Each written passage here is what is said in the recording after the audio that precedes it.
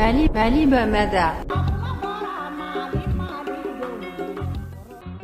أعوذ بالله من الشيطان الرجيم. آمين. بسم الله الرحمن الرحيم. آمين. الحمد لله رب العالمين. آمين. الرحمن الرحيم. آمين. مالك يوم الدين إياك نعبد وإياك نستعين. آمين. اهدنا الصراط المستقيم. آمين. صراط الذين أنعمت عليهم. آمين. الخير المغضوب عليهم ولا الضالين. آمين.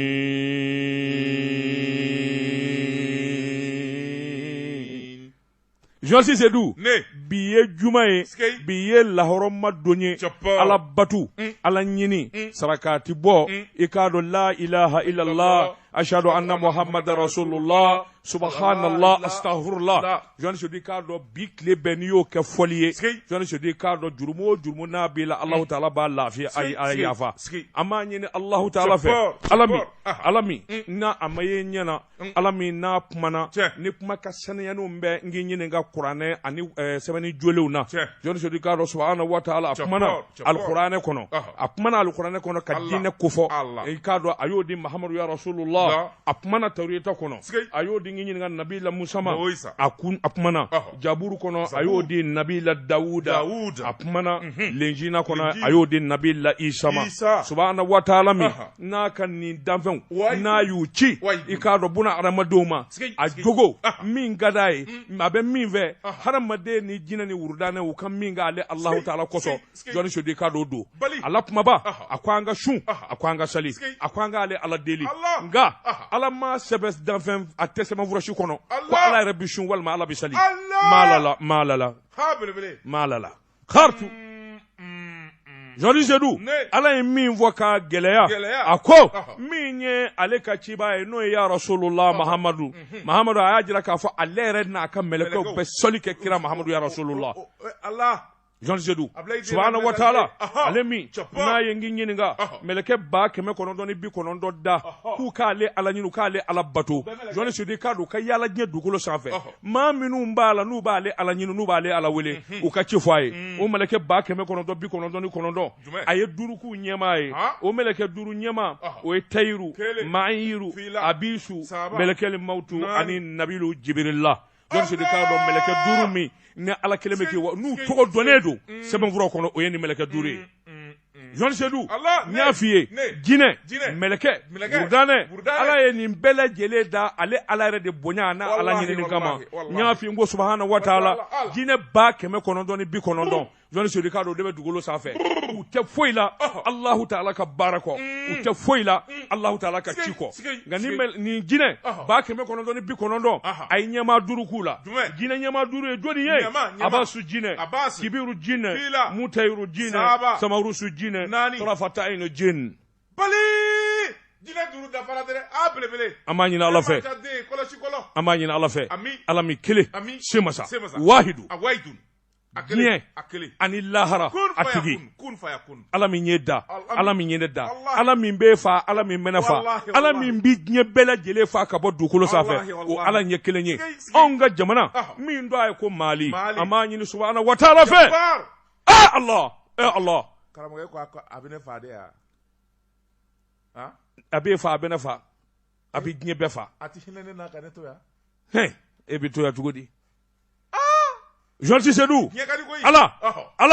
hinɛ anw ka jamana na ala anw y'i wele hinɛ anw ka jamana na ala don anw ka jamana ni maajugu cɛ ala hinɛ anw ka jamana na hɛrɛ suru an ka jamana kɔnɔ ala anw ka jamana min ni n'a tɔgɔ de Mali e ya anw kanu k'an da nin dugukolo in kan ala wa anw y'an hakili don nin dugukolo in na nka ala an b'i deli jamana in kisi jamana in tanga ala jamana in kisi jamana in taga hɛrɛ suru jamana in kɔnɔ a suru jamana denw kan ala maa minnu bɛ jamana ɲɛmaaya la bi an y'a ɲini fɛ ala i ka yelen mɛn'u ye k'u tɛgɛ minɛ sira min n'o tilennen don n'o b'anw ka diɲɛlatigɛ lafiya n'a b'a don arijinɛ na ala i k'a dɔn yelen mɛnna anw ka jamana ɲɛmaaw ye ala an y'a ɲini fɛ ala e min ye jinɛ ni mɛlɛkɛ da an y'a ɲini fɛ an ka jamana i k'a kisi i k'a tanga an ka jamana den bi diɲɛ yɔrɔ bɛɛ ala an y'a ɲini fɛ maliden kelen o kelen bɛ yen hami min b'i la e de b'i ka hami dɔn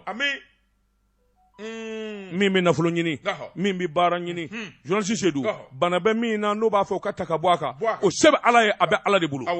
kul fa yakul belebele ala maa minnu b'an ka jamana kɔnɔ n'u bɛ hinɛ anw na ala n'u bɛ hinɛ anw na an y'a ɲini fɛ Alahu taala i k'u sankɔrɔta k'u kisi ka dɔ fara u ka nafolo kan dɔ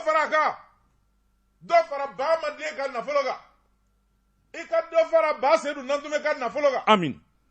dɔ fara Kɛlɛ Manju ka nafolo kan amin dɔ fara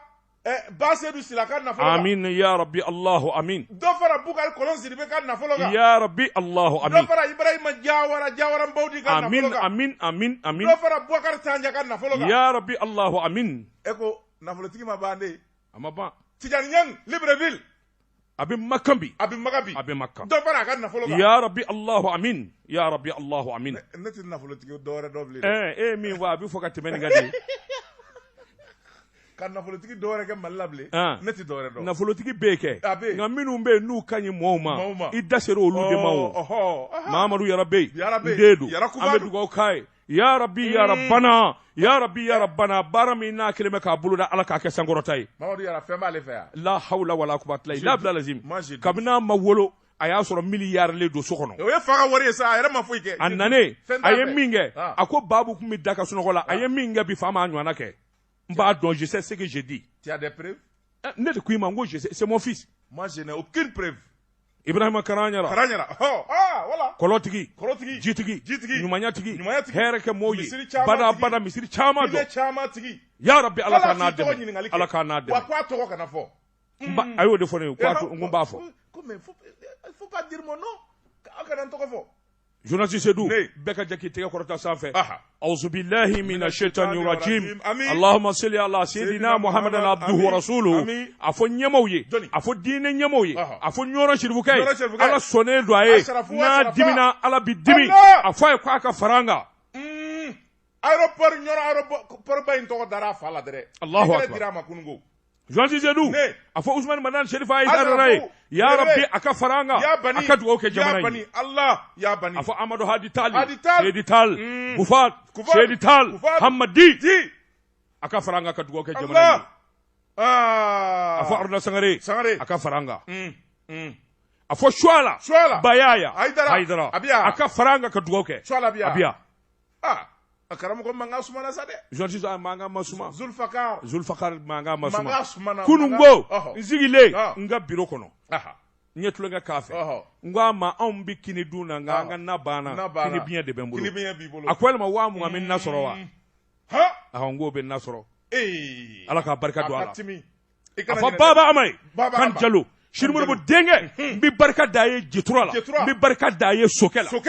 Sokɛ nana de bi Sokɛ nana o don a dalen bɛ Dakar bi wa min ye sagajigi d'i ma dɛ o de y'a ka mɔgɔdamu ye a tɔgɔ fɔ n ye dɛ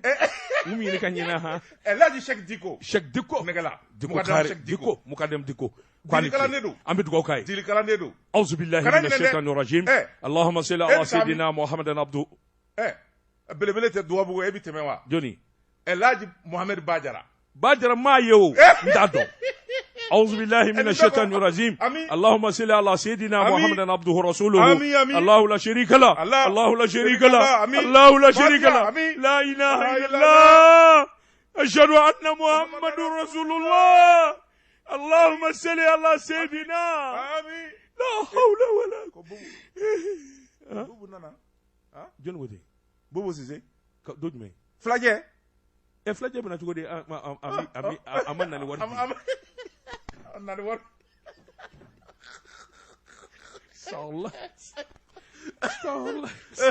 استغفر الله بسم الله الرحمن الرحيم اللهم صل على سيدنا محمد امين اين يا سيري الحمد لله يا رب العالمين جيكا بيب كاكا فرفون لا كودون naam ɲɔgɔn in ye dankɔrɔba minɛ saya y'a suɲɛ joni ɛlɛ a Seku Siraman Jara ka bɔ Duwabugu denkɛ in bɛ golo kan bi n'o ye Mohamed Ba Jara ye i y'a fɔ dankɔrɔba bi foli d'a ma belebele kana ɲinɛ Elhaji Seguba Konare a n'a badenkɛ n'o ye Dɔta Konare fa in de tun ye wɔlɔni karamɔgɔ ye n'a ye min ɲini Ala fɛ Ala bi sɔn n'a banna Ala bi sɔn wolo in ye belebele caman dun dɛ Jonti Sedu ni yo fo fa ka dafa min ye tamani moreke shaga babba adalembe tamani ngura Jonti Sedu baye babi do juben denena ni kuye alimuye fika wale jira ni kuye wale juye Jonti Sedu fika wale jira wale min na bembolo tamani moreke la Jonti Sedu ka do joro jande we nere sango nondo daba tungara ye ben namaraya la ati tama ngera sunjata yi bak mutoka dongil da min ye jeli manjakuya de atoka fo ni daba wulla domi min ye katama se flaka nan ndongili nda nan zarakati mbo Jonti Sedu ka do alati banguma sabula alam mana so fon fama obike Jonti Sedu ka do subhanahu wa ta'ala domi anda mana ninga shega basegera tamaningura abibo lazara salila jama ba nofe ndomi shukoro nena de dobe ko Mamadou Shagaire nga corona nga anye demsena ke nwanve ekuye nabara yo Jonti Sedu anana minge ako jeli manja ko yate kan namara koro inde ni inde dabayewa namara koro he wuli katama kaba ko fa duniya fa faranga ba jelde dora seka Jonti Sedu ka do ne wula kan jon zingulo bi yerere foi sengulo bi yerere kaba ayelala ayine ba jole la je akuye kan inde ni zebi tana yorola e ma yoro min dogo mitlo la ski odungera de okera wallahi okera ne ba amakala burusona ma kundo amadeli ka alman to ma da amadeli ko me ne ni dia jamana be ya nyoro ku na nyana be abe Jonti Sedu alaka koti ke ka ban mbembulo bugaka do mbibo ni sebanye sebami nuka ma ko Mali tribune ma mi nye sebani nge atwa de ko Abdurrahman Diko Abdurrahman ko sigi kungele do ka femi ngono na kungadi ma chamanye wa kera adigile do ma mina wa kera ma mi ngunya na kwati ke Jonti Sedu ka do akera kaba ko fa duniya fa waranga ba Asimu Goita na jenyo Jonti Sedu ka do Mali ika do Mali tu sara soro yani dnya wuliche sabula sirangele do ma minu nye no ye irisu ka chede unye Wagner Jonti Sedu ka do kube Malila Allah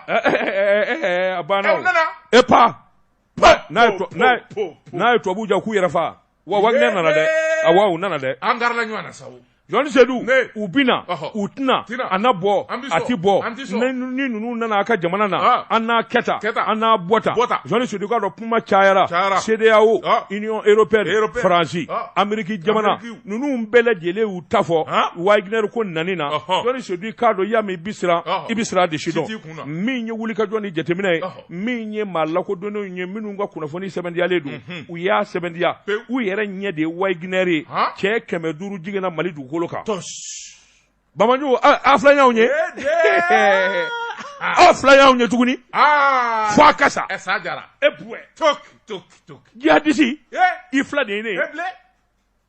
tasuma bi wuli lasan Mali jara Jonti Sedu sebeni kala ko akika do Wagner ko kuma mi ngume dugo la jangalunde mi nyanga jamana famo ye unirusi jamana ukumbi puma na puma yi akunda la janyana Jonti Sedu wasa ukase kana sebeni kala ko société paramilitaire russe Wagner abifu mate Jonti Sedu ka do nunu nye kele de don Jonti Sedu ka do foka donakari nunu mbe panga puruti de don foka donakari nu ni bena dnya fo vola ka jamana furani ka je Jonti Sedu ka do misali chama be minabu bolo wakili kadi kabinu mana kabini do meninu Mali ma wi pumana Jonti Sedu uklala Mali kalana uklala barabela uyako bela jele senze kusile to Union Soviétique uklala bela étudier kaba abanaw ala bamanjibi yororo hani dinya wolu ubuto irisi jamana no nyabila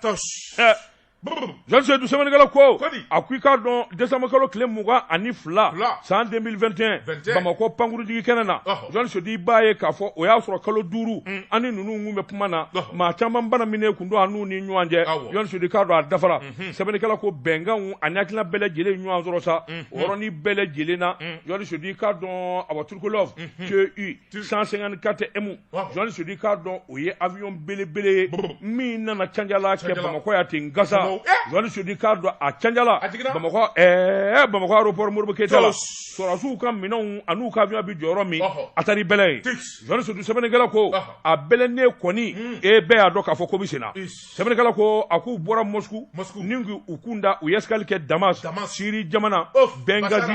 Benghazi Libye jamana uyeskal ke mami nu e kabakolo mine Jonti Sedu ka do fatala batala uya woyo ka walu unana munmunu fo fo Niger sanfɛla in na olu mɔgɔ sina k'u wele ten aw jɔni ye de a b'an ka kabakolo kɔnɔ a cɛma ka bɔ yen Irusu ma se ka gɛr'u la o yɔrɔ bɛɛ cɛ y'i sen da a y'i sen da accélérateur kan ka avion dasi ka segin n'a ye a sera ka segin ten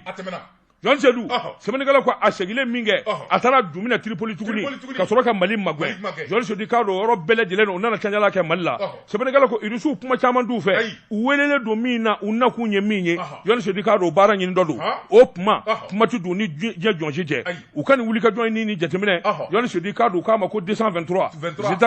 fight unit Allah anw da ɲɛna kana k'u ko nasi la fɔlɔ k'u ko nasi la o bi bɔ yen da hali bi Allah na ne fa koyi yɔrɔ dugu jumɛn ye nasi kita mɔrɔ kita Sunjata ka suba kɔlɔ min bɛ ɲani an t'u ko sumuso kɔnɔntɔn kɔlɔ an t'u ko ji la i ko kita o de mun sigilen don k'e kɔnɔ bi ne kun y'a ka dugu tɔgɔ fɔ mun na fɛn b'i ye bi i bɛ min faamu o de ta ka di la Jɔn Seydou sɛbɛnnikɛla ko min ye wulikajɔ ni jateminɛ ye Jɔn Seydou a ko min ye Wayi Guinɛ u cunna Jɔn Seydou tuma min n'u cunna u b'a la ka walaka Jɔn Seydou k'a dɔn ayiwa min kɔni ye Bamakɔ ye i k'a dɔn ayiwa min ye tile fila in na ye i y'a dɔn Emmanuel Macron o kun kan ka na dɛnɛn a ka nani ma bɔ a taara o da Covid-19 kun Jɔn Seydou a b'a dɔn min bɛ senna sabula ninnu ka dabali ni fɛɛrɛ u b'u to Irusi jamana na min bɛ kɛ Faransi Macron don dɔw ɲɛgɛn na k'a ko u b'a bɛɛ fɔ e tɛ Irusi dɔn u b'a to ɲɛgɛn kɔnɔ k'a fɔtɔ ta ayi duloki bɔtɔ ka don ɲɛgɛn na k'i b'i ko walima i bɛ n'i sigi ka dumuni min kɛ ninnu b'a bɛɛ dɔn n ko Irusi ye suba de ye tubabu ni tisalen tɛ don ɲɛgɛn na Ala denw de ye ninnu i b'a fɔ ko Ala den Jɔn Seydou sɛbɛnnikɛla ko a k'i k'a dɔn Macron kun sɔmina Union européenne sɔmina u y'a dɔn k'a fɔ ko min ju dabɔtɔ don Mali kɔnɔ Jɔn Seydou ko u ye babali caman kɛ ni ninnu nana anw b'an ka minɛn cɛ ni ninnu nana anw bɛ taa yen fɛ Jɔn Seydou wa k'u nanen filɛ sɛbɛnnikɛla ko Macron kun ko o don ko Barkhane n b'a bɛɛ bila ka na tuguni n bɛ dɔ fara cɛw kan a k'a to yen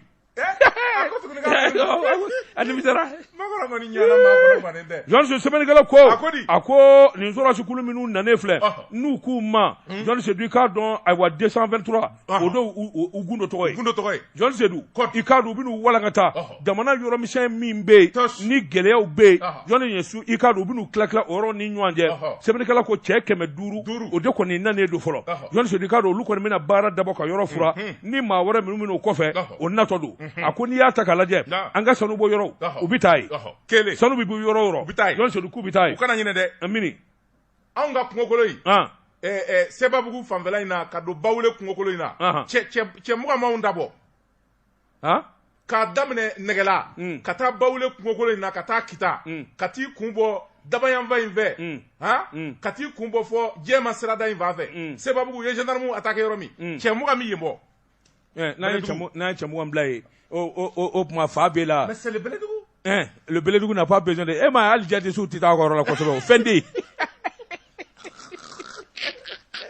Jɔn Seydou n'o bɔra yen gɛlɛya bɛ yɔrɔ o yɔrɔ Bajangara ka taa ɲɔnɔ o n'a ɲɔgɔnnaw Jɔn Seydou k'a dɔn sɔmi kelen don k'a fɔ u dagalen bɛ yɔrɔ min i k'a dɔn u bɛna carijɛ o dugu ni ɲɔgɔn cɛ wa ko a tɛ don a kun kelen bɔ kɛlɛ bɛ ban kabini sisan e ko jadisi dɔw ma wala sɛmɛden dɔw b'o la o sisan n y'a faamu kun na armée mɔgɔw bɛ fɛ ka taa u ka défilé kɛ Moti ko ɲinan 20 janvier k'u bɛ taa fêter Moti mais Moti u ye jagɛlɛ fura Moti ne de bɛ k'a f'i ye e bɛ taa de fiyɛ o tuma an bɛ transmission kɛ ne bɛ taa ne mɔkɛ ka sigi gulɔki bɛ yen nɛgɛ haya a ka nɛgɛ haya n bɛ dɔ don n sen la ka dɔ don n bolo fila la ka dɔ bila n jɛrɔ ka sigi gulɔki don ka n ko daga 7 ji la o tuma hali ni diden y'a danna o bɛ sa o tuma an bɛ taa n'a ye n ja n bɛ tunu n'a ye n ja n bɛ pan n'a ye n ja n bɛ don dugu jukɔrɔ n'a ye n ja min kɛ fiɲɛ ye ah oui Kasoladen Seydou donne-moi l'ordre de mission la prison centrale de Bamako est là nin mun ye sɛbɛn ye an bɛ kɛlɛ la e bɛ kaso la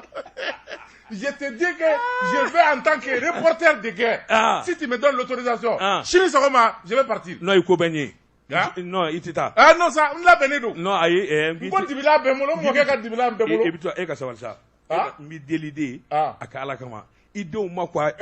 si tɛ se ka si ta e ka to yan bamanan ma taa ka na wa i ni bamanan tɛ kelen ye minɛnkɔrɔw bɛ yan sa i ni bamanan tɛ kelen ye fɛn ma confiance n bɛ taa ka na i ka sabali nin kun ye sɛbɛn ye an ye min bɔ Mali tribune kɔnɔ a ka bi bɔli la jibi Joasi Seydou n bala cogo bɛ di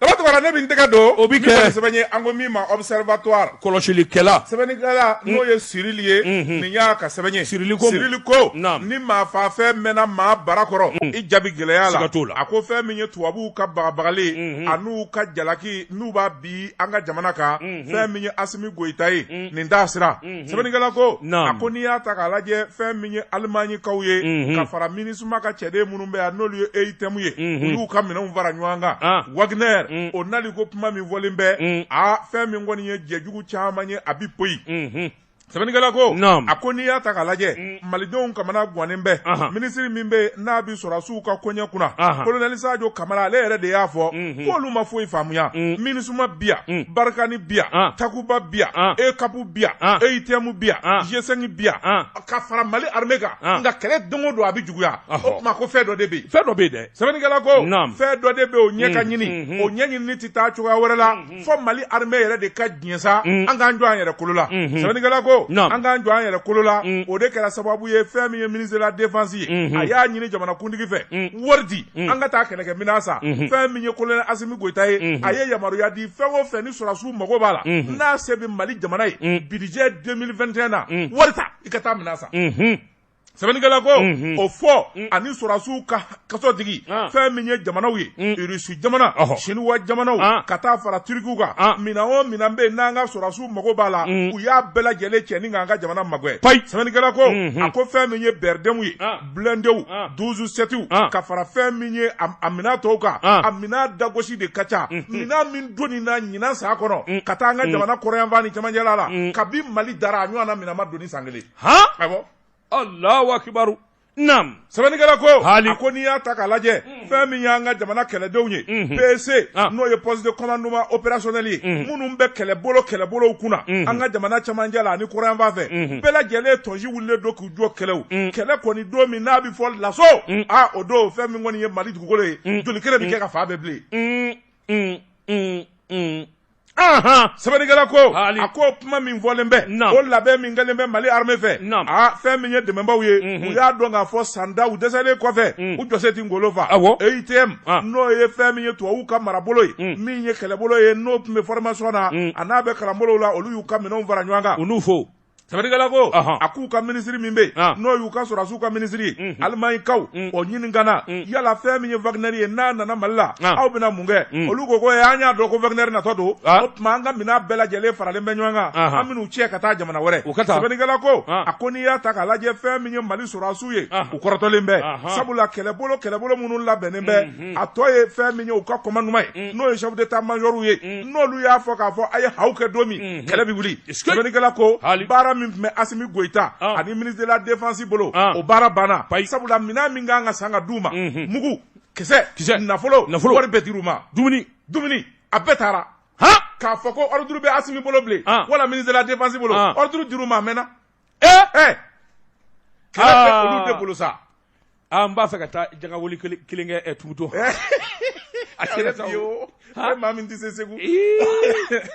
sɛbɛnnikɛla ko a ko n'i y'a ta k'a lajɛ fɛn min ye wulikajɔ ye a sabatira an bɛ don min na ko bi kɛlɛbolo kunfɔlɔ min n'o dira fɛn min ye Élysée ma Jean Élysée Daho a ko n'i y'a ta k'a lajɛ o ye garde républicaine ye olu kɔni ye wulikajɔ daminɛ minisiri ko fɛn min ye Bajangara dugukɔnɔna ye ani kadɔ jamana ye a y'a fura o yɔrɔnin bɛɛ tile kelen u cɛruna sɛbɛnnikɛla k'u cɛrunen bɛ kungo kɔnɔ bi fɛn min ye bɔdaw ye u bɛɛ k'olu minɛ janw ni janw de bɛ ka labɛn o tuma n'u ye hadaw kɛ don min o tuma maa ninnu bɛ se ka na bi u ka jɔ kɔnɔ u bɛ se k'u sɛgɛn Allah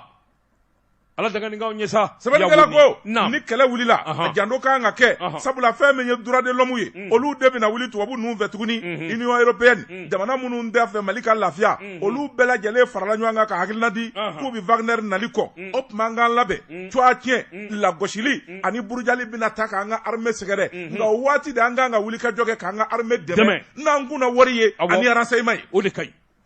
a b'o kɛ kunnafoni filɛ nin ye an ye min salo ka bɔ observatoire kɔnɔ a ka bi boli la Jɔnsi Seydou ni taama ma jɔ bolo fifa jɔ man di Jɔnsi Seydou i k'a dɔn n bɛ bɔ ni sɛbɛn ye sɛbɛn min n'u k'a ma la révélation ko dogolenw k'u da kɛnɛ kan sɛbɛnnikɛba a tɔgɔ de ko Amadu T Dansɔgɔ Amadu Dansɔgɔ ko a ko i k'a dɔn Cɛkumu Bube Mayiga Sumɛlɛ Bube Mayiga baden dɔgɔnin don fa kelen ba kelen Jɔnsi Seydou i k'a dɔn Cɛkumu kumana a kumana u ka du to a la a kumana balimaya sira kan a kumana n k'i ɲininka ayiwa Mayigalakaw to a la min ye télévision so min bɛ yen n'u k'a ma ko Joliba Bube Mayiga kumana a ko ni wulikajɔ ma bolo da joona ni jateminɛ ma kɛ joona ale kɔrɔkɛ min ye ayiwa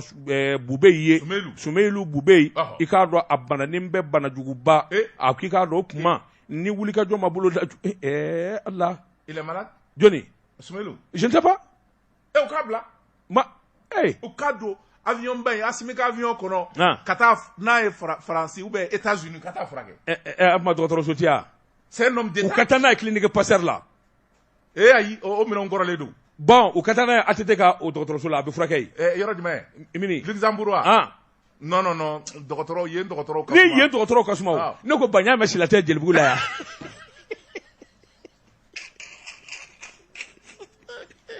farafin fura tɛ dɔgɔtɔrɔ farafin furakɛlaw tɛ se fo États-Unis yɛrɛ Américains yɛrɛ bolo de ka d'a kan n'o ma k'a ti kɛnɛya o kuma t'a la a bɛ kɛnɛya an bɛ dugawu k'a ye e ŋaniya ka jugu koyi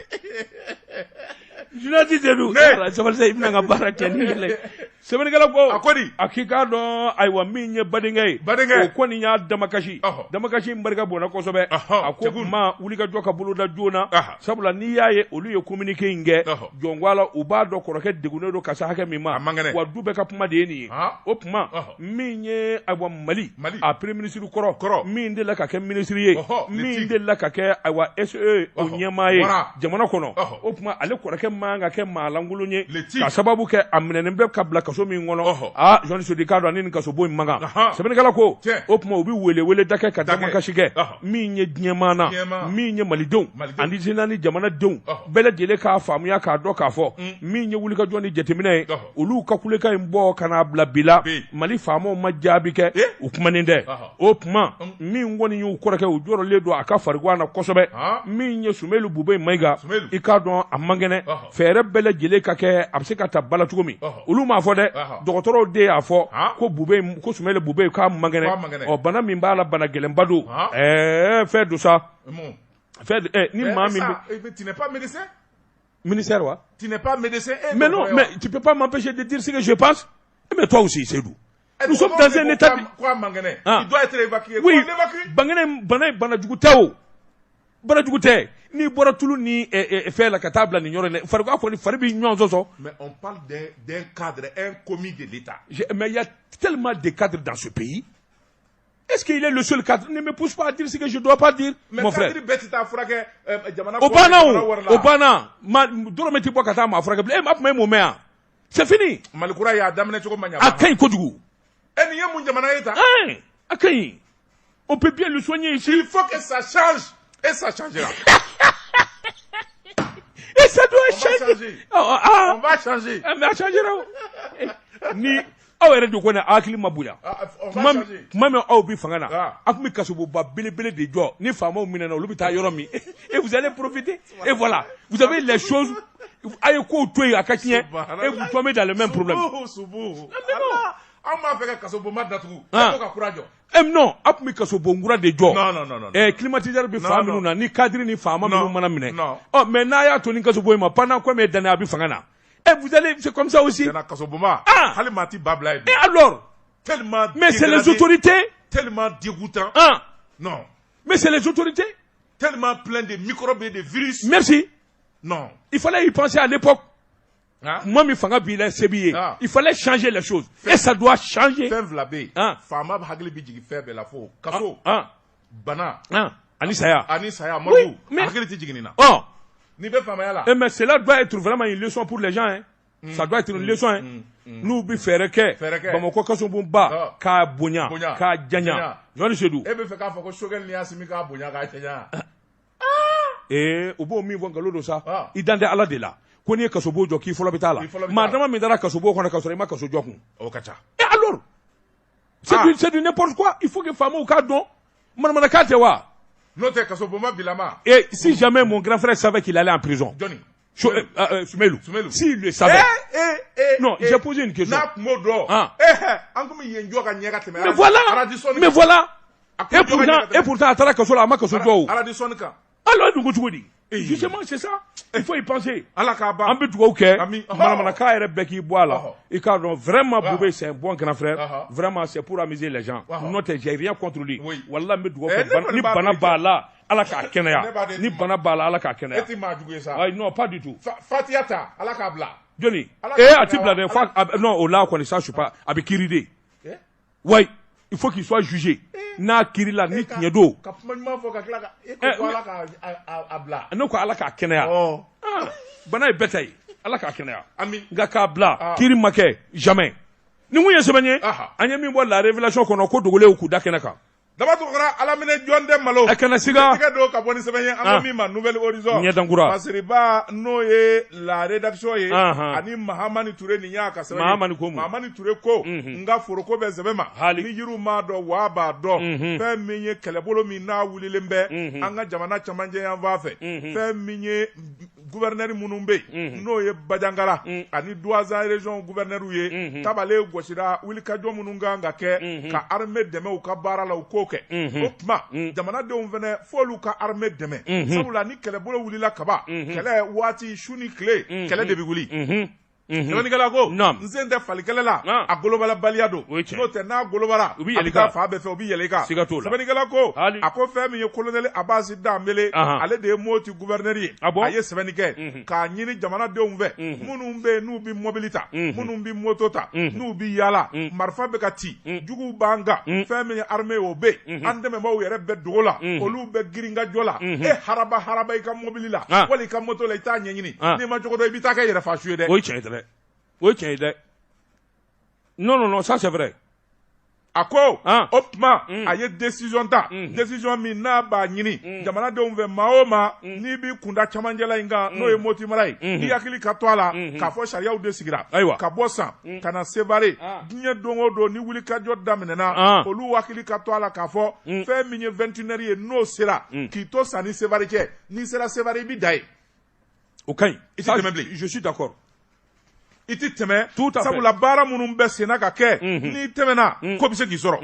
o temene ko fe ka damene sevare ka fi bi segisa ka damene 5h fo kana bla 5h du matin fo kana bla 19h la o bibe ni 19h sera machiti jigindu moto tigi fara sena maka sira betigera kala sabai datukura mwe pai Sabanigala ko akono temena ka boy gene Carrefour ka damena ola 5h du matin fo kana bla 21h la olu kwani mise ka ta sa no temena ka boy femme ye route nationale numéro 15 Bajangara ka ta sevare kado jamana inga sharia fene zigira nege kanya tani sheki 18h no sera dai o mani soro yoro ibishi très bien akono temena ka boy wuli ka jo wero kelembe femme ye ka damene Douazan ka ta sevare 22h no yi soro sevare wolo yi soro Douazan chie o wati no temena ko ni bla siraka karabila je suis d'accord Sabanigala ko ako femme nye jamana sorasi nyamawe olu de ko labe bela jele kake sorasu bi se ka munumunu chogo me anu bi lafia u kana ta civilu ni majugu nyami nywana opma kaningi borada jamana de onga be ka famia wati kunguru ni damado kele bana be bi se ki choko korala na boni bleniye anye min zalo ka bon nouvelle horizon kono akabi bolla joti se dunne be mbolo buwaka do mbi boni sebanye sebe minu kama la révélation ko dogole ku dakenaka abolu ko chien ke me duru bi wolovla ani nani jɔni sedu i k'a dɔn ni maa min ma sɔn yɛlɛma ma i k'a dɔn yɛlɛma n'i kɔ kari a k'i k'a dɔn an bɛ donni minɛ ko bi jamana a mago bɛ wari la a mago bɛ nafolo yɛrɛ caman de la service da minnu bɛ yen n'olu bɛ kɛ sababu ye ka wari don jamana wagande kɔnɔ a k'i k'a dɔn douaniers b'o la jɔni sedu i k'a dɔn douane tiɲɛ don n'i ti tiɲɛ min dɔn i b'a fɔ a ma ko heyi Amadu Konatɛ jɔni sedu i k'a dɔn ale de weelela ni ka kɛ douane ɲɛmaa ye a bɛ waatinin bɔ jɔni sedu i k'a dɔn a nafolo dama i k'a dɔn tamasiyɛnw yera yanga yera i k'a dɔn nafolo yɛrɛ yera jɔni sedu sɛbɛnnikɛla ko a ko inspecteur général Amadu Konatɛ jɔni sedu i k'a dɔn a nanen a fana ye wulikajɔ boloda a yɛrɛ ɲɛna cɛ minnu bɛ se k'a dɛmɛ baara la a dalen bɛ cɛ minnu na jɔni sedu i k'a dɔn a y'o caman wele ka fara a yɛrɛ kan sɛbɛnnikɛla ko min ye Amadu Tijani Dansɔgɔ ye a ko cɛw la cɛ kelen bɛ yen ale hakili taar'o la o de ye Jageli Jakite Jageli Jakite jɔni sedu i k'a dɔn kadiri ba don a k'i k'a dɔn maa lakodɔnnen don douane na cɛ masa don ka sababu kɛ a ka wulikajɔ ni cɛsiri o ma dɔn bi jɔni sedu i k'a dɔn a tɛmɛna yɔrɔ o yɔrɔ douane na a ye wulikajɔba kɛ e k'o de ma k'a yɛrɛ wele kun ye wa jɔni sedu i k'a dɔn n'i y'a mɛn douane de première classe 3e échelon Jageli Jakite jɔni sedu sɛbɛnnikɛla ko a welele min ye service de renseignement enquête douane jɔni sedu i k'a dɔn ale de y'o ɲɛmaa ye danga min bɛ yen n'o ye Abdramani ye jɔni sedu i k'a dɔn wulikajɔ bolo kan ani yɛlɛma bolo kan bi kɔni maa bɛ se k'a fɔ hakaja Konatɛ ka weleli ni ka fara ninnu ka afusara kosɛbɛ sabula u ye wulikajɔ ani kokura minnu boloda kɔsɛ in na wari yɛrɛ sɔrɔli la a barika bonyana jɔni sedu hali n'o y'a sɔrɔ maakɔrɔ minnu bɛ yen u ma to a tiɲɛ sɔrɔ i k'a dɔn u fana ka wulikajɔ bonyana jɔni sedu i k'a dɔn maakɔrɔw jɔnwala maa bɛ se ka foli ni tanota k'u sɛgɛrɛ ka sababu kɛ mun ye Jageli jɔni sedu i k'a dɔn douanier intègre la hawla wala quwwata illa billah Jageli Jakite a tɔ b'a kɔ maraka de don maraka de don maraka jala de don maraka cogo di yɔrɔ maraka Jakite Lagami Jakite ninnu ka maaw tɛ non toi tu n'avais compris Jakite ɲɔrɔ Jakitew olu ye maraka duman a dumanden de ye olu yɛrɛ ye ko ne b'a ɲɛdɔn moi je connais pas l'histoire je sais ce que j'ai dit n'i b'a dɔn non ninnu ye maraka yɛrɛ ye marakafin don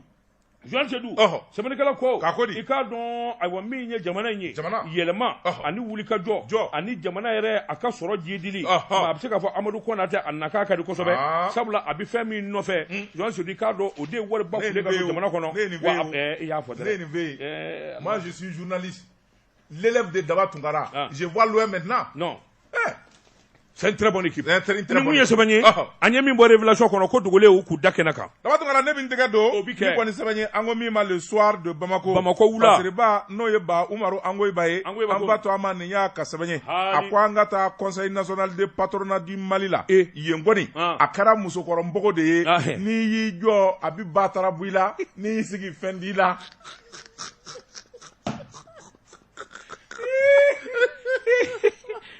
a kɛra mun ye musokɔrɔnbɔgɔ o ye npogokoloden da ye n'i y'i jɔ a bɛ ba taara bɔ i la n'i y'i sigi fɛn d'i la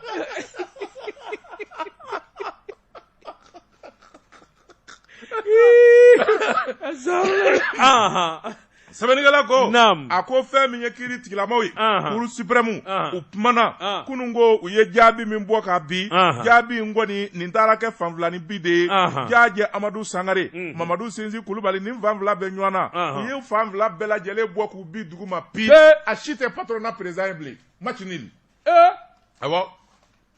après ça Jaaje dun n'a ka surun dɛ mais kiiri de ye bɛɛ bɔ ka bi ayiwa naam sɛbɛnnikɛla ko a ko n'i y'a ta k'a lajɛ fɛn min ye commune 4 na tribunal o kun ye sɛbɛn da u ko min ma ordonnance gracieuse Jaaje Amadu Sangare ale fɔlɔ ka vote kɛra k'ale sigi patronat kunna o sukɔnu ma k'o dugu majɛ kulu fɛnɛ ka vote kɛra kulu passera kulu fɛnɛ ko ale ye président ye nka sani kulu ka vote ka kɛ sariyatigiw kun ye kulu labɔ ka Jaaje ladon o tuma fɛn min ye kulu ye a ko a ma jan n'o ye a taara tada bɔgɔ jenne kan olu kɔni ye jo di kulu ma kulu jo dilen kulu ma Jaaje ye appel kɛ u taara cour d'appel la cour d'appel labanna tuguni ka ko in ta k'a lajɛ olu ye jo di Jaaje ma jo dilen Jaaje ma kulu taara cour suprême na cour suprême ye jo di kulu ma kunungo tuguni nin ko ti ban e ma da tuma min na a bɛɛ ye kiiri ye sɛbɛnnikɛla ko o de ye ordonnance gracieuse ye nka o kɛrɛfɛ élection fila min kɛra bɛɛ kun taara plainte do bɔgɔ jɛnen kan k'a fɔ ne ma jɛn ni karisa ta ye kulu ko a ma jɛn ni jaaje ta ye jaaje ko a ma jɛn ni kulu ta ye bɛɛ y'i ka daluya di kiiri tigilamaw y'a fila bɛɛ ka élection annulé k'a fɔ a fila bɛɛ ta annulé o si tɛ président ye bilen a banna sɛbɛnnikɛla ko a ko bɛɛ lajɛlen bolo bi ɲini ka ko ka bɔ a la sabula fɛn min ye jaaje ye ale tɛ patronat président ye bilen Mamadu Sinzi Kulubali ale fana tɛ patronat président ye a bɛɛ kɛra président kɔrɔ ye an bɛ don min na ko bi nka ko kelen bɛ yen o de fɔ ka fɔ sabula ordonnance gracieuse min ye jaaje ladon patronat kɔrɔ o ordonnance kelen in jaaje de bɛ halisa sabula walasa jaaje ka bɔ fo sariyatigiw de ka décret ta ka décision ta k'a fɔ u bɛ jaaje gɛn ka bɔ u b'a fɔ min ma k'a expulser o expulsion in walasa o ka kɛ maa min n'o laɲinini fana ka kan o de kan k'o laɲini o tɛ kulu ye o tɛ jaaje ye o joli o mɔgɔ tɛ o donc jaaje reste le président o était la terre yo quelque chose de malheureux bon oui jaaje il reste le président mais légalement, il n'est pas le président, mais actuellement, il est le président. Ah, moi, je ne comprends pas. Quand tu parles légalement, ça, c'est la justice. Sharia Siraka, ni est seven fois ou la ou flashité président. Mais ni à la dans les faits, Bibina, Djadje Debe. Il continue à gérer. Il continue à gérer. Bon, parce que Maté. Et que légalement ni illégalement ou? Non, Minganga Kebi, nous n'avons pas de Kabegwe. Donc, Djadje est le président. Voilà. Merci. Pour le moment, Machité, il faut élection de cas organisée par le président Gouragnini. Absolument. Notez aucun de nos présidents légal. Ah, tu dis légal. Légal. Mais dans les faits, et le président. Dans le bureau actuellement. Dans le bureau actuellement. Présentement. C'est Djadje qui gère. C'est Djadje qui gère. Il va rester. Mais Koulou peut venir. Attention. C'est une élection qu'il faut maintenant. Mali est de quoi ni élection qui est là, c'est ça. Mais non. Ni Djoula ou Mamadou Sinzi Kulubali fait. Quoi à Kassangana, il va venir. C'est vrai. Au décama assise nationale. Ni bête de Kanga Fala. Les élections au Djamana élection Gouni fin. Ni bête de Kanga Kala. Parce que ça sert à rien qu'on fasse une élection. Donc, en tout cas, ce qui fait mal, politique qu'on est ngandoma, c'est-à-dire les commerçants, les chambres de commerce, baisser le même milliardaire. Non, c'est pas bon. Vraiment, il faut trouver une solution définitive à ces trucs-là. La solution, ils n'ont qu'à mettre en place une commission paritaire qui va organiser les élections. Et tu as tes arabes premiers. Ebo doa. Aïe. Commission paritaire. Commission paritaire. Oluka Matandi, Djadjeka Matandi, Oluka transition. Mais on revient toujours à la case de départ. Oui, il y aura toujours une nouvelle élection. C'est vrai. Et si jamais ça se passe mal, c'est toujours le même problème. C'est toujours le même problème. Donc maintenant, il faut trouver les assises nationales. Il faut qu'on trouve un formule. Une formule. Vote manake. Ni vote kera. Mouni mumbato et moi ba fo maçon. Obiboala. Ni vote kera. Mumina ni nyami ni suani ni ngaloi. Okabwala. Mais nous kera le mo bi lafia. No kera ni mami bano jabima. Ibigwe. Malidewoni aunga maliebe. Aunga malini nyani nasa.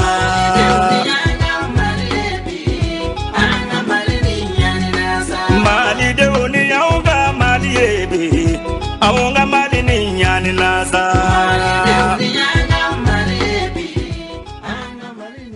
Joseph Zadou, bamanan lada doye, fa muso tiɲɛta ye, nka ni fa ma ɲɛ sali kɔ, a ka sa ka muso fila to dɛ. N'o y'a taara ka kelen to, n'o y'i ba ye, laada bɛ wuli. I bolo don. Dabatungara ne bɛ n tɛgɛ don, min kɔni sɛbɛn ye an ko min ma indépendant, fasiriba n'o ye Dawuda Sangare ye, Dawuda Kum, ciden kɛrɛnkɛrɛnni Ɲɔrɔkaw fɛ yen, Nɔrɔ dugu nin y'ale ka sɛbɛn ye. A ko fɛn min ye kununko ye an ka jamana fanga ɲɛma n'o ye Choguel Kokala Mayiga ye jamanakuntigi y'a ci a cira ka taa Ɲɔrɔ baaraba 3 bɛ yen fo ka se 4 ma a ka t'o kɛ sɛbɛnnikɛla ko Dr Choguel Kokala Mayiga a n'a ka délégation ye u nana ka na da Ɲɔrɔnkaw tulo kan Ɲɔrɔn kɛra région kura ye ni région kura bi sigi ani fɛn minnu ka kan o fɛn fɔlɔ jaati o ye kɛnɛ ye. Sɛbɛnnikɛla ko kɛnɛya dɔrɔn tɛ kalanko balɔntanyɔrɔw fɛn min ye service daw ye nin bɛɛ lajɛlen de kan ka sigi min bɛ se ka kɛ sababu ye fɛn min ye dunkafa ni lakana ye o ka sabati sɛbɛnnikɛla ko lakana bunakun kan Ɲɔrɔnkaw sabula fɛn min ye camp militaire belebeleba ye min tariku ka jan o bi Ɲɔrɔ sɛbɛnnikɛla ko dɔ bɛna fara o fanga kan o dɔrɔn tɛ fɛn min ye jamana ka nafasɔrɔ siraw ye a bɛna walankata service daw ani jamana ka cakɛyɔrɔw ɲɔrɔ mago bɛ fɛn o fɛn na a bonya n'a makama kama ni ka kɛ duguba ye k'a ka région sabati nin bɛɛ lajɛlen de bɛna kɛ Asimi ko ten sɛbɛnnikɛla ko ɲɔrɔ dɔrɔn tɛ jamana fan caman bɛ yen région kuraw baara kura daminɛna sabula ni hakili b'a la kabi Amadu Tumani Ture tile a ye région kuraw bɛɛ lajɛlen créer nka a ma se ka waleya IBK tile la maa min kɛlen bɛ ka wuli ka jɔ kɛ bi jamana ka gɛlɛya n'a ta bɛɛ ka dɔ k'a la Asimi don fɛn min ye Choguel Kokala Mayiga ye a bilara baara min na ɲɔrɔnkaw ka dɔgɔtɔrɔso min bɛ yen n'o ye CSRF ye ka taa biriki kura da o bi yɛlɛma ni ka kɛ hôpital du district de région de Nioro. Hôpital régional de Nioro. Awɔ. O bi kɛ hôpital belebeleba ye min n'a bɛna jɔ. Sɛbɛnnikɛla ko n'a bi jɔ nafolo min bi don a la Asimi Goyita a y'o da tabali kan ŋami seka wari miliyari 4. Ni Asimi Goy na. Mali bi jara koyi. E n'o fɛ e o. La hawla wala quwwata. N delila k'a f'i ye kumaso in kɔnɔ. Ko ni Ala y'an gɛrɛtigɛ don o don bɔbɔ walima miyaŋa la jamana in ɲɛmaya la n k'i ma a bɛ kɛ jamana duman in kan a tɛ jadi wa ma ban dɛ hali bi minisiri min bɛ kɛnɛya kunna Jaminatu Sangare o fana ye wulikajɔ daminɛ hôpital min bi jɔ a b'a fɔ min ma tubabukan na hôpital ultra moderne minɛn bɛɛ bɛ yen awɔ est-ce que service d'urgence et réanimation, traumatologie, bureau des entrées, pédiatrie, hospitalisation, VIP. Fama Bobby Daron VIP. Obina jo. A jora de a. Mo biriki de dara war dile do. Oh, amajo folo. Amajo folo. Allah. No te VIP. Ngora ke kumita furakay. Joni. Abi lafiya so ñoro. Joni.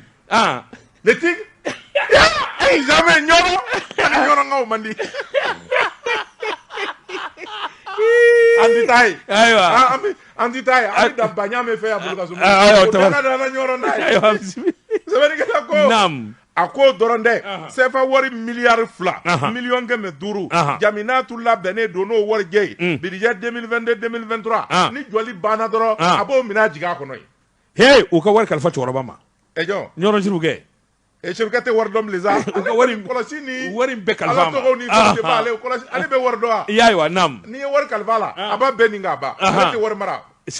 Sɛbɛnnikɛla ko a ko n'i y'a ta k'a lajɛ o dɔrɔn tɛ fɛn min ye wulikajɔ minnu kan ka kɛ ko min ma équipement complémentaire scanneru a n'a fɛn tɔw fɛn o fɛn min bɛ Bamako wala a bɛ jamana kɔnɔ k'i bi ma évacuer a nɔfɛ miliyari 1 ani miliyɔn 500 o bɛna taa don la ka bila ye. Ça c'est très bien, très bonne nouvelle. Sɛbɛnnikɛla ko a ko dɔrɔn tɛ fɛn min ye ji min da ye réseau k'a walankata minisiri Lamini Seydou ale tun bɛ délégation na Jɛma Nioro a ko fɛn min ye ji ni kura ye a ko premier ministre ma Choguel t'i da i ka sunɔgɔ ji ni kura ne b'o walankata sefa wari miliyari 2 ni miliyɔn 600 o wari filɛ. Mali jɛra sa koyi yawo ni ji a ko fɛn min ye ji ye maa 10,000 n bi ji di ye fɛn min ye kura ye fɛn min ye maa du 1,000 250 ɲinan bɛ n bi o don ye o nafolo fɛn min ye sefa wari miliyɔn 900 ani 771 a y'o da tabali kan. Sɛbɛnnikɛla ko a ko n'i y'a ta k'a lajɛ baara ɲɛna Choguel san'a k'a kɔ don a wulila Nioro maaba minnu bɛ yen n'o ye dugutigilakaw ye Lamini Gari ka t'olu fo Talilakaw ka t'u fo Jakitilakaw ka t'u fo ka taa Sekina Amawula ka so a denkɛ min bɛ yen n'o ye Mbuye ye ka taa Mbuye fo sɛbɛn gɛrɛngɛrɛnnen jamanakuntigi ye min d'a ma Asimi Goyita ko a ka n'a d'a ma a ye sɛbɛn in di. Sɛbɛn min sɛbɛnnen b'a kan o de ye k'a fɔ Nioro région kura aéroport belebeleba min bi jɔ aéroport international a tɔgɔ bi da a tɔgɔ dali fa la ka ban n'o ye Sekina Amawula ye a denkɛrɛ filɛ Asimi de y'a sigi aéroport international Sekina Amawula Haidara.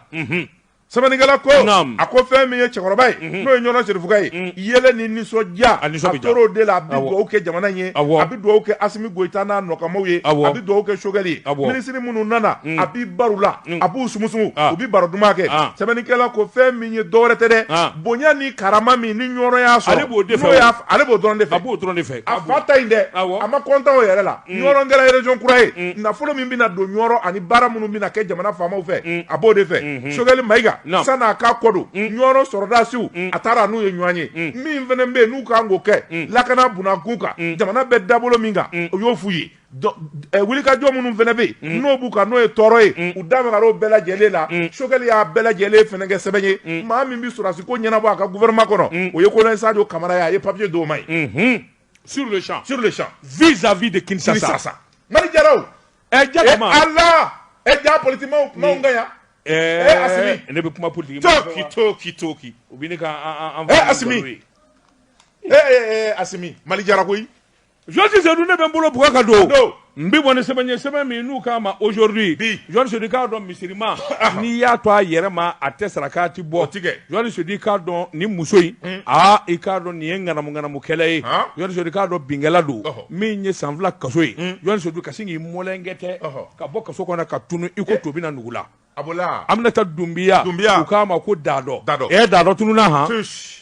kasobo ani dɔgɔtɔrɔso ni ɲɔgɔn cɛ Aminata tununa Dibila b'a bolo Josi Sedou k'a dɔn ni muso in ŋana don nafolotigi yɛrɛ don ko u b'a fɔ cogo min na Josi Sedou nka a ka nafolo sɔrɔ a na kɛ n'a fɔ ŋanamu b'a jukɔrɔ sabula a taara ni da maliden dɔ ka min ye Sedou Kane i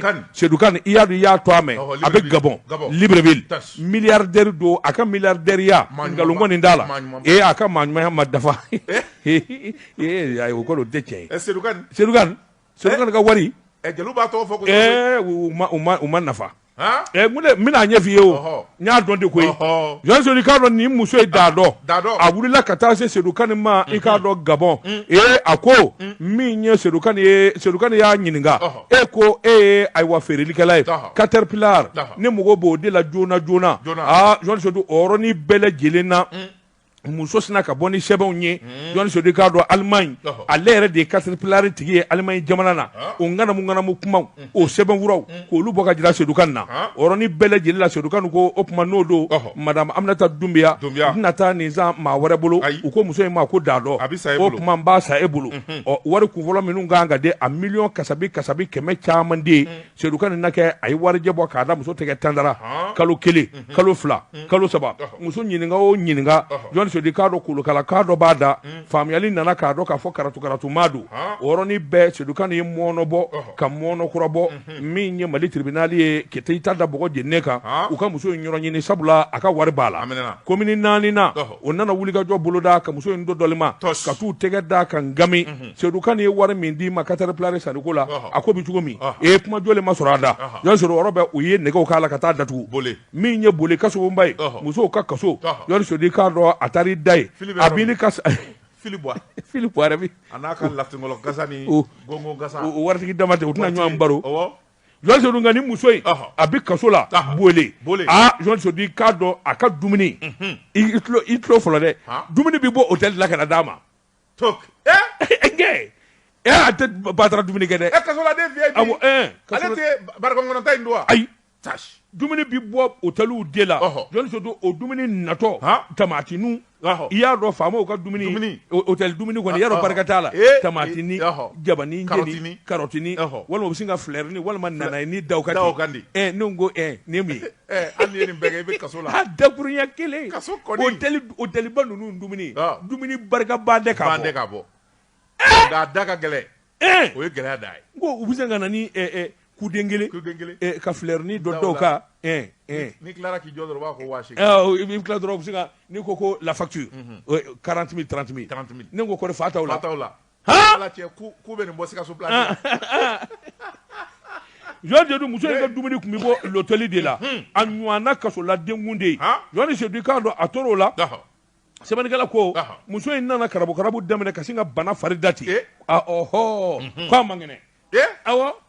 kasoladen mana fɔ a man kɛnɛ a sɛgɛsɛgɛ dɛ a bɛɛ tɛ a bɛɛ tɛ kuma tɛ di kuma to koyi Josi Sedou muso in ko k'a man kɛnɛ dɔgɔtɔrɔso tɛ dɔgɔtɔrɔso ye kiliniki tɛ kiliniki ye Josi Sedou k'a dɔn u b'a ta u bɛ yaala n'a ye kilinikiw ni ɲɔgɔn cɛ i k'a dɔn dɔw ko min ye Ponge ye kiliniki Pasteur i k'a dɔn kiliniki Golden Life i k'a dɔn kiliniki Ahmed Sotiba Josi Sedou k'a munumuna ninnu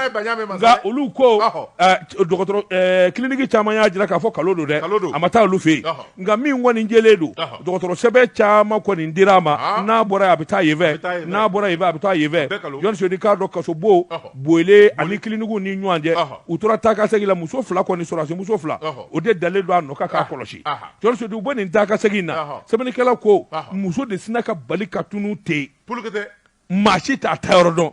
atunu na kaso bo de konawa dɔgɔtɔrɔso do wa dɔgɔtɔrɔso sira do wa hali garde minnu bara k'a garde muso fila in olu kɔni gamana gwana fɔ k'a fɔ k'a to ten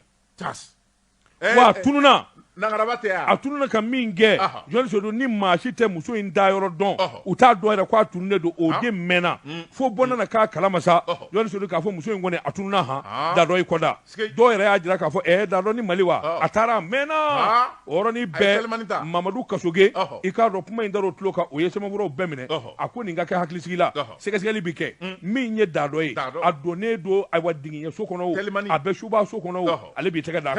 kan muso in mana taa yɔrɔ o yɔrɔ a bi minɛ sɛbɛnnikɛla ko an bɛ donni min na ko bi Seydou Kane sigilen bɛ ayiwa Gabon kɔni k'a ka wari sɔrɔ min ye muso so Dado Songwale ani wari taara han Seydou Kane ka dɔwɛrɛ ɲini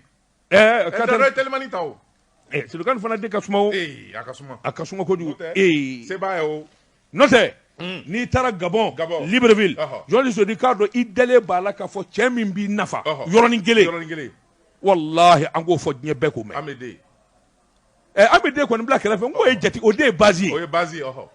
n'i taara base c'est à dire que n bɛ kini dun ka n fa n bɛ sogo ɲimi ka n fa jɔnni sodi k'a dɔn min ka di ni kun ye o bɛ kɛ n dalen don a la ni bɛ taa don min n b'a ye ne taara hami den fɛ 7 nuits 7 millions n ye su 7 ji ala ye su o su da n'an ye baro wuli a bɛ miliyɔn 1 di yan l'homme de 7 nuits 7 millions Tijani Hami i b'ale bɔ a la n'i bɛ dugu cɛkɔrɔbaw tɔgɔ fɔ ala tɔgɔ t'a la nka maa min bɛ se k'i sɔn yɔrɔnin kelen k'i nisɔndiya a bɛ si la wallahi le même Abusila aïe le même il faut le dire le même Abusila ne ko ne de kabini wolanden galunda mana mais moi il m'a jamais rien donné mais tu n'as jamais été au Gabon avec le grand plaisir et le sourire allez depuis Sofi binafa Seydou Kane ko ça c'est la faute de l'ambassadeur ni Seydou Kane sera ka ɲɔgɔn ye kɛmɛ toi min b'a la o sɔnni t'a la bolo mangiri dɔ kɛra yan'an ka maaw dɔn waraw bɛ ɲini k'an dun k'an ba dama ne bɛ n tɛgɛ don n ma tila dɛ maa tɔ bɛ yen ayi Gabon wa awɔ Eble Abu bɛ yen Abu jumɛn Jugaramɛ Dedu Abu ni n'a ye ɲɔgɔn ye tile kelen baro a bɛ miliyɔn 2 d'i ma cɛ ni Demba bɛ yen Gabon ne ko ne dɛ ne bɛ maa minnu dɔn Gabon o ye ninnu ye olu de ye maaw ye o ne ko m'o f'i ye dɛ ne kɔni bɛ minnu dɔn o ye nin ne e tɛ maa wɛrɛ dɔ ye o tuma maa banna maa banna don o don ala a bɛ ɲɛ dunan fɔra jatigiw kɔ a bɛ ɲɛ i bolo don min tɛgɛ don min bɔ ni sɛbɛn y'an ko min ma le soir de Bamako Mahamani Ture nin y'a ka sɛbɛn Mahamani Ture ko ni sow bolila so min bɛ so bɛɛ lajɛlen ni ɲɔgɔn cɛ a bɛɛ lajɛlen ni sanjɛ a bɛ fɔ o de ma ko sodanso a ko fɛn min ye jiritigɛlaw jiri feerelaw ani jiri baarabaw fan fɛ kuma caman fɔlen bɛ waati dafara dɛ asurunya kuma caman fɔlen bɛ nka maa min bɛ n'o bɛ bɛɛ lajɛlen ni sanjɛ ale de y'a kunu ka bin o de ye société de gestion forestière Ablaye Alidou Cissé SGF AHC a ko n'i y'a ta k'a lajɛ kuma caman bɔlen bɛ a ko n'i bilara cɛ tɔw ɲɛ siga foyi t'a la i bɛ sen k'a mɛn i kɔ a ko n'i y'a ta k'a lajɛ kuma minnu fɔlen bɛ jalaki caman binnen b'a kan a tɔɲɔgɔnw fɛ minnu fana bɛ jiri baara la bɛɛ lajɛlen b'a dɔn k'a fɔ ni jiri baara fɔra jamana kɔrɔ société SGF AHC ale de ye gale wa ale de ɲɔgɔnna tɛ sabula a bɛ wuli ka jɔ ni cɛsiri minnu kɛ o dɔnnen bɛ sɛbɛnnikɛla ko fɛn min ye jamana faamaw ye olu nana sariya kura bɔ ka bin sariya minnu bin na société misɛnnin caman bɛ olu ti hakɛw dafa u ti critères dafa maa min kelen sera ka wuli ka jɔ an bɛ don min na ko bi ka critères dafa o ye société Ablaye Alidou Cissé ye o kɛlen maa minnu bɛ n'olu ma se binbaatɔw olu de ye kulekan bɔ ka jalaki caman bin a kan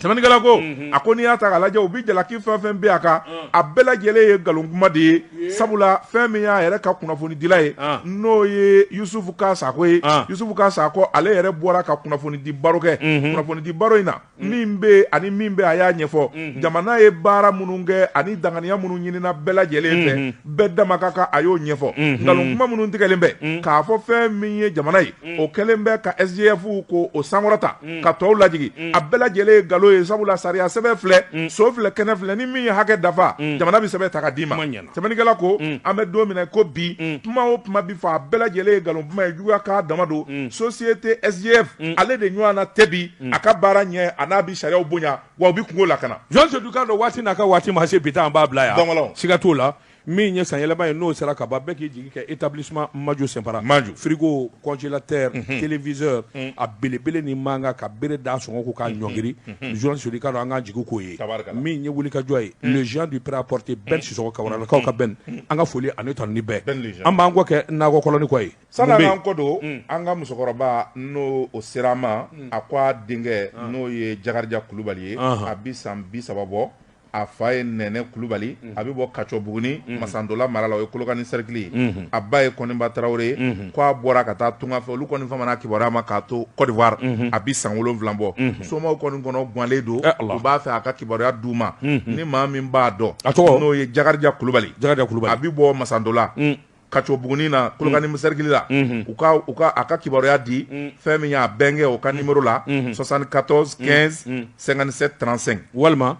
n'a ye jɛkafɔ wele Seydou walima Daba kibaruya bi da tulo kan ni maa min b'a dɔn kunnafoni da tulo kan Jakarija Kulubali ka bɔ Masantola kunnafoni kalama i k'a dɔn somaw wele k'u somaw kɔnɔ gannen don ba ti suna wallahi ba ti suna nin tɛ kibaruya duman ye fɛn min ye Kulukɔrɔni ale bɛ nɛgɛla commune fɛ a dugutigi n'o ye Naba Tarawele ala y'a ka kalifa minɛ a la janaja bɛɛ lajɛlen kɛra an bɛ dugawu dɔn kɛ ala ka barabara da ya rabbi ala ka hinɛ Jɔnni Seydou i k'a dɔn an balima bɔbɔw olu bi fɔ anw kɔ sisan n'olu wulila i k'a dɔn an bɛ jakitɛni moriw bi ɲɔgɔn sɔrɔ surafana t'u ma don su in na nɛgɛ ɲɛ 20 sagi bɛ kɛ nin gafe kelen kan e y'i ka saga in fa Diko ka saga Diko saga tulɔli saga in tulɔ mɛ koyi jelidenw ni a bɛ fa 31 na o ɲimina a mɛnna e ye n janfa dɛ jelimuso ni bamananmuso y'o dun e ye n janfa a mɛnna a mɛnna fo k'a kunkolo tɔtɔ e ye n janfa fulakɛ n ka foli fɔ a ye ko a ni ce suraka don suraka de don Diko Mukadam Buye Diko ko n ka foli b'a ye nɛgɛw kɛrɛfɛ Jibson contrôle an b'an kɔ kɛ nakɔ kɔlɔni kɔ ye ji bɛ kunbɛn suya kɔlɛ la Jɔnni Seydou Daba Tunkara wa salam